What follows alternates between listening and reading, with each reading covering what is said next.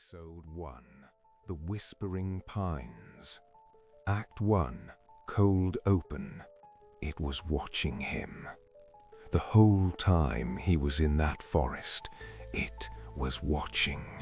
And when they recovered his phone, when they went through the footage, frame by frame, they found it. In the final frame, standing at the tree line, smiling and holding up a phone, like it was recording him back. Ryan Marsh was alone in that forest. There was no one else there. Text on screen, flickering white letters, one line at a time. The Harrow County Sheriff's Office recovered Ryan's phone 3 weeks after he disappeared. The footage has never been explained. By the end of this video, you're going to know exactly what Ryan Marsh encountered in Blackroot Forest, and you're going to understand why the sheriff who led the search moved 3 states away and refuses to speak about it. If you're watching this alone tonight, leave the lights on. Act 2, The World. Harrow County sits at the edge of Blackroot Forest in rural Vermont. Population 412, or that's what the census says. The locals have a different count.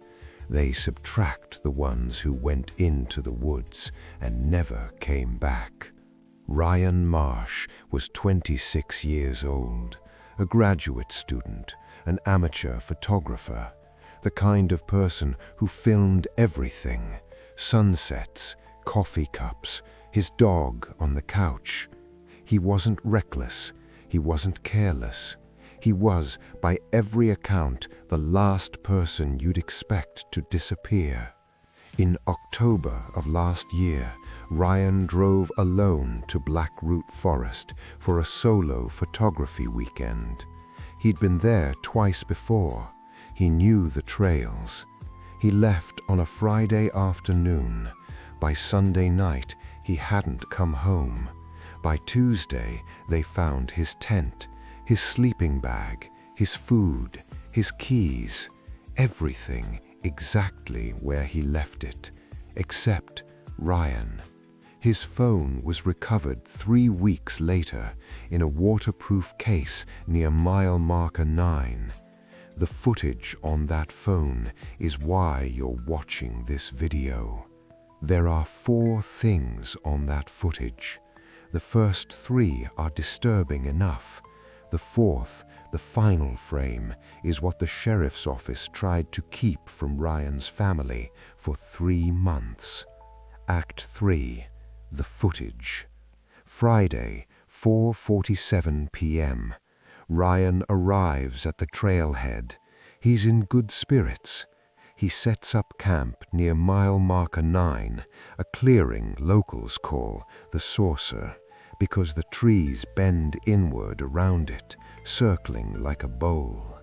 He eats, he reads, he sleeps, nothing unusual, until 2:13 in the morning. Thing 1. The phone activates on its own. Ryan didn't press record. The phone started filming by itself. Thing 2. 37 seconds into the clip, you hear it. Dead silence. Then, far in the distance, a sound. A child singing. Tuneless. Wrong. Investigators initially called it wind through hollow branches. A sound engineer in Portland disagreed. Her exact words: "That is a human voice.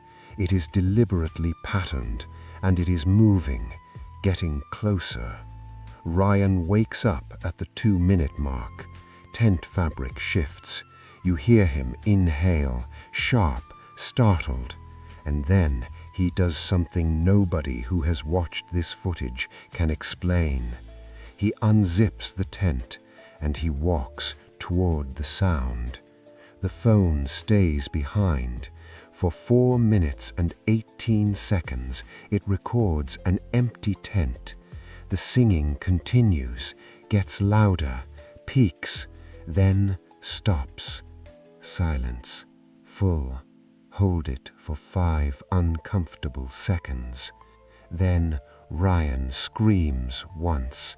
A single, sharp scream, cut immediately, completely, to silence. Slower, quieter. The phone records silence for another 6 hours. 6 hours. When light begins to filter through the tent flap in the morning, that's when you get to thing 3. Thing 3. A shape standing at the edge of the clearing, facing the tent. Based on the shadows in the footage, it had been standing there since before the scream, since before Ryan left the tent. 6 hours. It stood there for 6 hours, waiting for morning. Act 4. The history. Ryan Marsh is not the first. Historical records from Harrow County go back to 1743.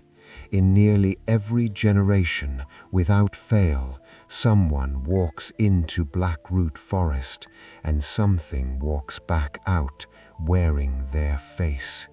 In 1923, a woman named Clara Dietz returned after 4 days missing. She remembered nothing. She spoke normally. She looked normal. But her husband told the pastor she had stopped blinking, that she would stand at the window at night for hours staring at the tree line, that she whispered in her sleep in a language he'd never heard. Clara Dietz lived another 40 years. She never went back into the forest, but every morning until the day she died, she left a small pile of stones on her doorstep, arranged in a perfect circle. Folklorists have documented over 60 accounts spanning 3 centuries, all sharing the same 3 details. A sound in the night, described as singing or crying, or sometimes your own name. An irresistible compulsion to walk toward it, and upon returning, if they returned, the person was almost the same. Almost. The Abenaki people who originally inhabited this land had a name for what lives in Blackroot Forest. I'm not going to say it, not because I know it, but because the elder I spoke with, a woman in her 80s, who has lived her entire life within 10 miles of this forest, she told me that saying the name is the same as sending it an invitation. And I want you to stop whatever you're doing and really hear this. Complete silence. Hold. She said, "It doesn't hunt you, it calls you. And the terrible thing is, part of you wants to go." Ryan Marsh has never been found. The official case remains open. The official explanation: exposure, disorientation, accident. The sheriff who led the search retired 8 months later, moved 3 states away. A journalist tracked him down for comment. He said 4 words and hung up. Text on screen, 1 word at a time, each held. Don't go near there. Ryan's mother, Patricia, still checks her phone every morning. 2 months ago, she got a message. Unknown number. 11 seconds. Ryan's voice. Voice message crackle. Then, Ryan, VO, recorded, 0 effect, flat, like reading aloud. "Mom, I'm okay.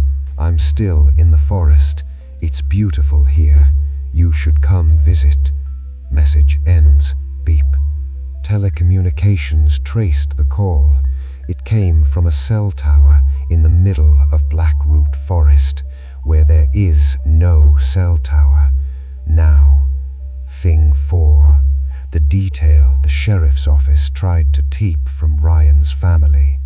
In the final frame of the phone footage, the shape at the tree line, when you zoom all the way in, when you push the resolution as far as it goes, freeze frame, extreme close-up, pixelated, unmistakable, it's smiling and it's holding up a phone, like it's been recording him the whole time.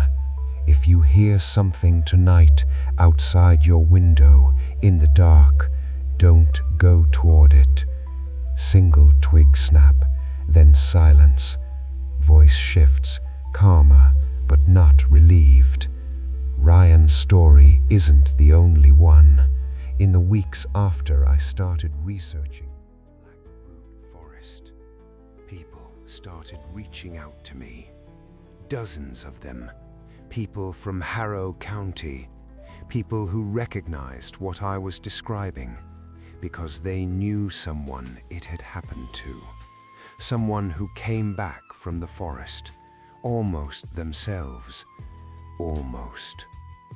Next week, I found one of them, and what he told me in a police interview room 7 months after he came back from that forest is going to change how you see everyone around you.